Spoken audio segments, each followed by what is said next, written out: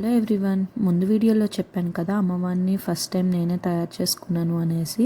And ఆ రోజు నేను పూజ ఎలా చేసుకున్నాను, ఏమేమి పిండి వంటలు చేశాను అనేది మొత్తం ఈ వీడియోలో పెడుతున్నాను. అండ్ పూజ అంతా అయిపోయేసరికి మాకు అరౌండ్ 11 అట్లా అయింది. అప్పుడు మేము అమ్మవారికి ప్రసాదాలు అవన్నీ పెట్టేశాము. ఆ రోజైతే గుగ్గిళ్ళు, గారెలు అండ్ పరవన్నం అండ్ పూర్ణాలు అన్నీ చేశాము.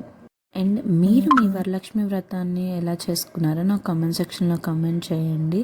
అండ్ ఇంక నుంచి నేను ఎప్పుడు వీడియో అప్పుడు పెట్టడానికి ట్రై చేస్తాను. ఇప్పుడు నేను కంప్లీట్లీ ఫైన్, నా హెల్త్ కూడా అంతా సెట్ అయింది. అందుకోసం ఇంక నుంచి ఎప్పుడు వీడియో అప్పుడు పెడతాను నేను.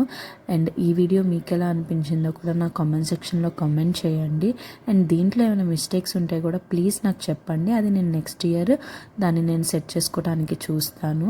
అండ్ అంతే, ఈ వీడియో నెక్స్ట్ వీడియోలో కలుద్దాం. అంతవరకు సెలవు, బాయ్ బాయ్.